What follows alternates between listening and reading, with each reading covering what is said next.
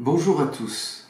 Eh bien, dans ces programmes, ces capsules sur la divine volonté, pas à pas, à l'ordre du jour, après avoir vu un petit peu le processus de l'approbation et l'introduction de la cause de béatification de Louisa, il était important de donner un complément de formation, nous avons senti, sur les écrits de Louisa. Alors ces écrits qui parfois sont surprenants, extraordinaires, prodigieux, et Jésus parle d'un nouvel évangile. Alors ça pourrait prêter à confusion, évidemment.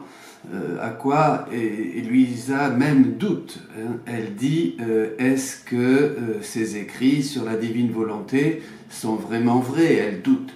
Alors on va voir quelques textes et puis on va avancer dans cette réflexion sur la véracité, l'authenticité et finalement ces écrits, ils sont de qui? Alors le 18 janvier 1928, Jésus dit « Ma fille, toutes mes œuvres se soutiennent les unes les autres. Et le signe qu'elles sont mes œuvres, c'est que l'une ne s'oppose pas à l'autre. Elles sont tellement reliées entre elles que l'une s'appuie sur l'autre. Cela est si vrai qu'après avoir formé mon peuple élu, le peuple juif donc, d'où devait naître le Messie annoncé, Jésus, j'ai formé les prêtres dans ce même peuple pour instruire et préparer au grand bien de la rédemption. Tous les prêtres de la tribu de Lévi. Je leur ai donné des lois, des manifestations et des inspirations qui ont constitué les saintes écritures que l'on appelle la Bible. Et chacun s'appliquait à l'étudier. C'est pourquoi avec ma venue sur la terre, je n'ai pas détruit mais plutôt soutenu les saintes écritures. Et mon évangile annoncé ne s'opposait en rien aux Écritures. Les deux se soutenaient admirablement. Je formais l'Église naissante et le nouveau sacerdoce qui ne se détache ni des Saintes Écritures, ni de l'Évangile. On les étudiait attentivement pour instruire le peuple, et l'on peut dire que quiconque ne veut pas puiser à cette source bienfaisante de l'Évangile ne m'appartient pas, car elle est le fondement de mon Église et la vie qui forme le peuple. Or, ce que je manifeste sur ma divine volonté et que tu écris peut être appelé l'évangile du royaume de la divine volonté. Il ne s'oppose en rien aux Écritures ni à l'évangile que j'ai annoncé lorsque j'étais sur la terre. En fait, on peut l'appeler le soutien des deux. C'est pourquoi je permets et demande aux prêtres à venir qu'ils lisent l'évangile du royaume de mon divin fiat pour que je puisse leur dire, comme à mes apôtres, « Allez dans le monde entier prêcher l'évangile, car je me sers de mes prêtres dans mes œuvres. » Toute sa vie, Louisa a été soumise aux prêtres, a obéi aux prêtres, et ils sont intervenus pour l'accompagner, bien sûr pour la diriger, et aussi pour publier les écrits comme Saint Hannibal de France. J'aurai aussi les prêtres du royaume de ma volonté. Voici, c'est à cela que serviront toutes les choses que je t'ai manifestées, toutes les vérités surprenantes et les promesses de tant de bien que je veux accorder aux enfants du que ta volonté soit faite. Ce sera l'Évangile, la base, la source inépuisable où chacun viendra puiser la vie céleste et le bonheur terrestre et la restauration de la création. Ô combien seront heureux ceux qui viendront avidement boire à grande gorgée à ces sources de connaissance, car elles ont la vertu d'apporter la vie du ciel et de bannir toute tristesse.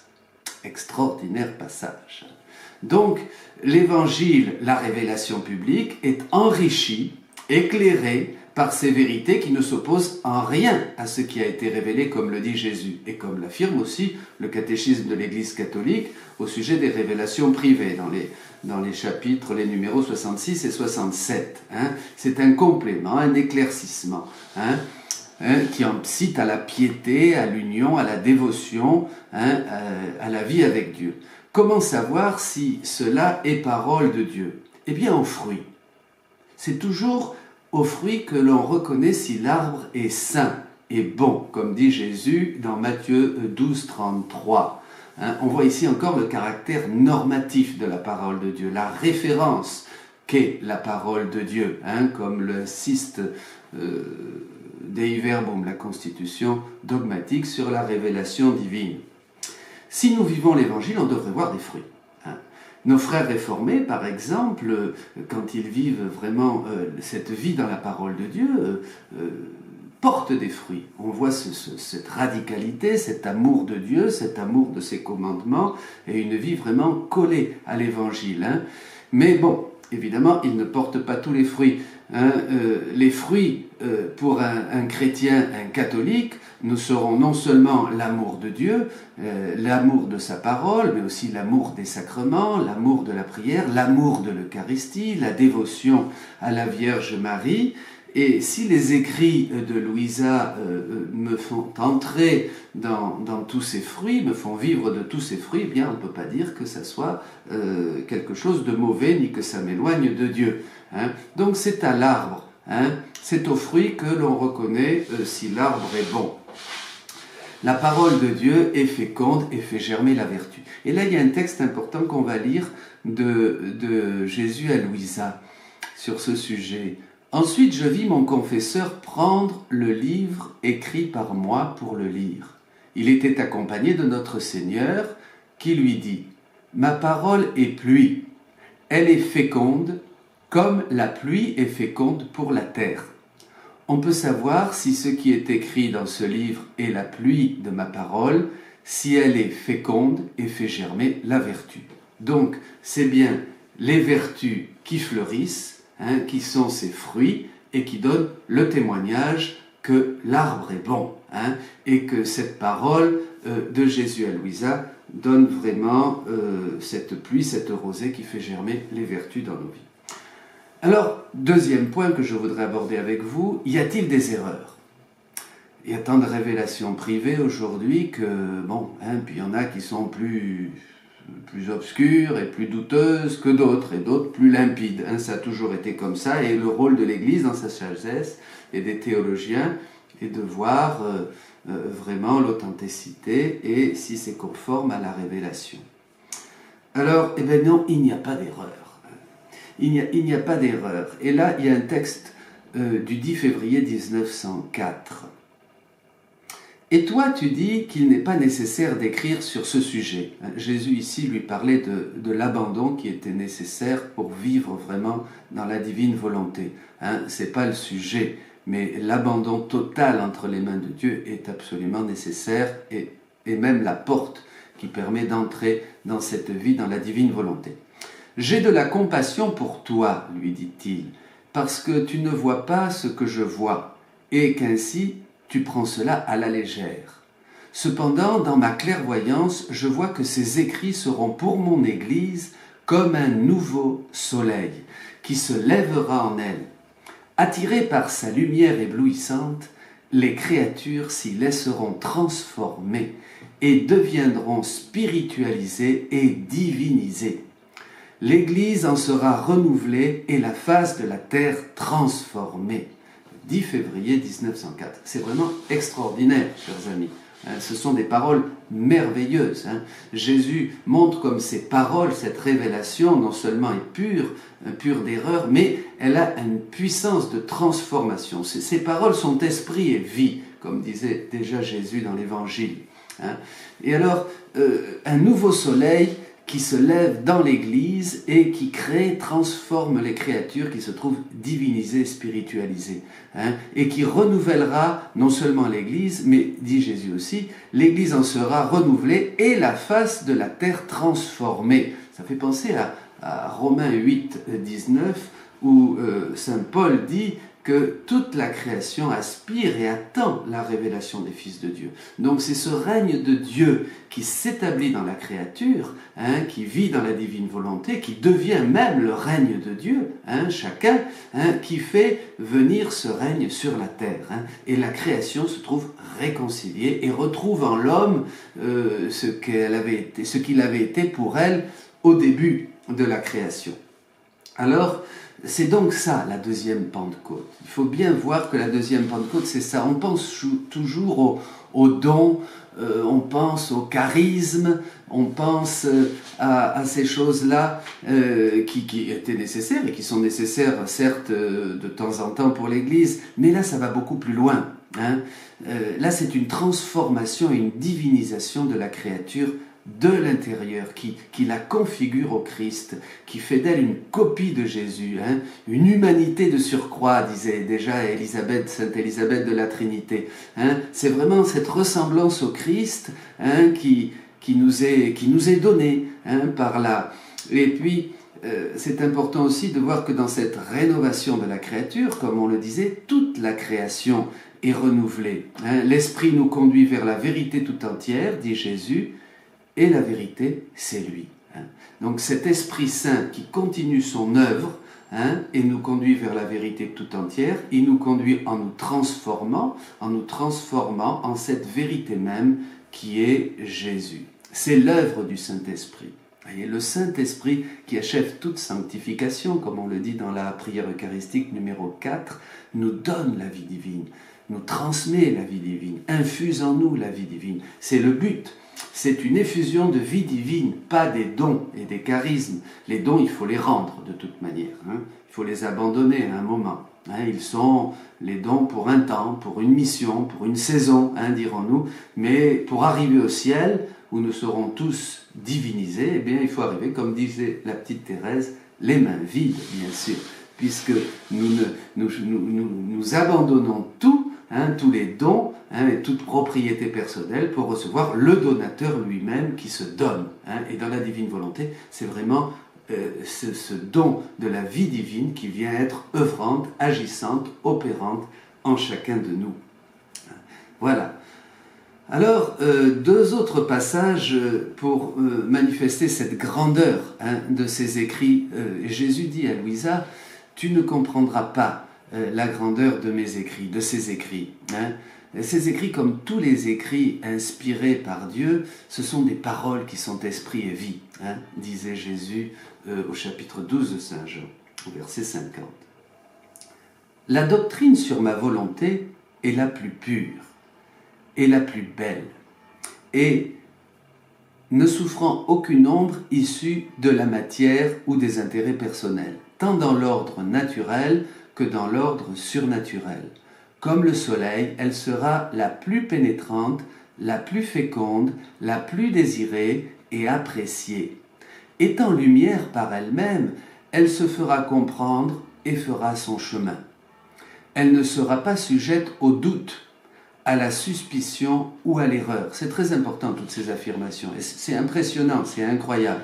Nous allons avancer et si certains mots n'étaient pas compris, ce serait parce que ma volonté dégage trop de lumière qui, éclipsant l'intellect humain, ne permet pas aux hommes de comprendre la vérité dans toute son ampleur.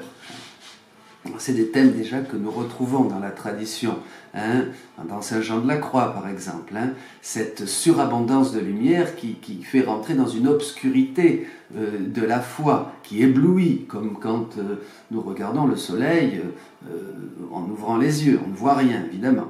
Cependant, ils ne trouveront aucun mot qui ne soit pas vérité. Au plus, ils seront incapables de les comprendre pleinement. Donc, en regard du bien que je vois, je t'invite à ne rien négliger dans les écrits. Un mot, une expression, une comparaison au sujet de ma volonté peut être une rosée bénéfique sur les âmes, comme la rosée est bénéfique pour les plantes après un jour de soleil brûlant, ou comme une pluie abondante après des mois de sécheresse. Tu ne peux pas comprendre tout le bien, la lumière et la force que contient chaque mot, mais ton Jésus le sait, et il sait à qui ils pourront profiter et le bien qu'ils pourront accomplir. Voyez. Et le mal, dit Jésus ailleurs, viendra pour ceux qui ne profitent pas de ces paroles. Mais c'est aussi ce que disait Jésus dans l'Évangile. Dans l'Évangile, je disais déjà, celui qui n'écoute pas ma parole et ne la met pas en pratique, eh bien, sa vie va vers la ruine. Sa maison tombera et ça sera une grande ruine. Donc Jésus, Dieu nous parle. Dieu est parole, il rentre dans le temps, il est rentré déjà dans l'histoire avec le peuple d'Israël où il a commencé à se révéler, la plénitude de la révélation quand les temps furent accomplis. Jésus, le Verbe de Dieu, se fait chair et nous donne sa parole. Et Jésus, dans cette ère du Saint-Esprit, se révèle encore à nous pour nous amener, nous acheminer vers la plénitude de la vérité par l'œuvre du Saint-Esprit qui nous transforme. Alors, maintenant pour finir, la pureté des écrits, c'est important. Généralement, les visions des mystiques sont toujours teintées de leur culture, des apprentissages qu'ils ont eus. Je me souviens, un père Carme, un spécialiste de Sainte Thérèse, nous disait toujours aux novices que les visions de Sainte Thérèse, du Christ, c'était des Christ du XVIe siècle. Mais bien sûr. Donc, il y a toujours le milieu culturel, l'ambiance, l'époque du mystique et du saint qui parle et qui donne des messages. Jésus ici, dans ces passages, dit clairement quelque chose de très important pour nous. Et il y a trois passages que je vous invite à méditer. Il y en a un du 22 février 1929. Il dit « Ma fille, dès que tu t'es mise à écrire, je me suis senti attiré si fortement qu'il m'était impossible d'y résister. Si bien que lorsque mon fiat débordait de toi, il m'a fait sortir de façon à diriger, pendant que tu écris, ce que je t'ai manifesté concernant ma divine volonté. C'est un engagement, un droit sacré et divin qu'il possède, d'être l'acteur, le lecteur et le spectateur pendant que tu écris, afin que tout puisse être lumière et vérité surprenante, de telle sorte que les caractères divins de ma volonté puissent être connus clairement. C'est le désir de notre Dieu et de la divine volonté, de nous faire connaître ces merveilles, ces prodiges. Tu crois être celle qui écrit? Non, non. Tu n'es rien d'autre que la partie superficielle, la substance, la partie première, celle qui dicte et ma divine volonté. Et un autre passage du 30 janvier 1927. Ma fille, tu veux savoir pourquoi je n'ai pas écrit? Parce que je devais écrire à travers toi. C'est moi qui anime ton intelligence, qui inspire les mots, qui anime ta main avec la mienne pour te faire tenir la plume et écrire les mots sur le papier. Ainsi c'est moi qui écris, et non pas toi. Tu ne fais que faire attention à ce que je veux que tu écrives. Par conséquent, tout ton travail est d'être attentif. Le reste, je le fais moi-même. Tu ne vois pas que souvent tu n'as pas la force d'écrire et que tu décides de ne pas le faire? Et afin de te faire sentir de ta propre main, que c'est moi qui écris, je t'investis, je t'anime de ma propre vie et j'écris moi-même ce que je veux. Et ici, attention, c'est extraordinaire ces passages, frères et sœurs, et je vous invite à les méditer pour bien comprendre la pureté des écrits de Jésus, de Louisa, de la divine volonté. C'est très important. On ne peut pas même la comparer à d'autres révélations privées. Il y a un critère de pureté, il y a une élévation, il y a une profondeur. Enfin, c'est quelque chose d'admirable.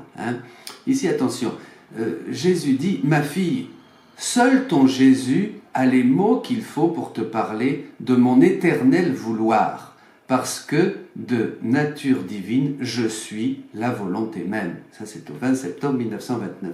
Donc, c'est vraiment la volonté même. Jésus est la divine volonté. Jésus est la divine volonté. De nature divine, je suis la volonté même. Il est donc le seul qui peut parler de ces vérités. Et le 31 mars 1929, il dira « Le Verbe éternel qui est la volonté même du Père céleste ». Donc c'est vraiment le Verbe éternel est la volonté du Père céleste. Donc c'est vraiment Jésus qui affirme que c'est la divine volonté lui-même qui transmet ses richesses et ses trésors. C'est Jésus qui écrit. Et cela se comprend car Louisa n'avait pas étudié, bien sûr, 2 années en primaire. Et elle parle de choses d'une élévation, qui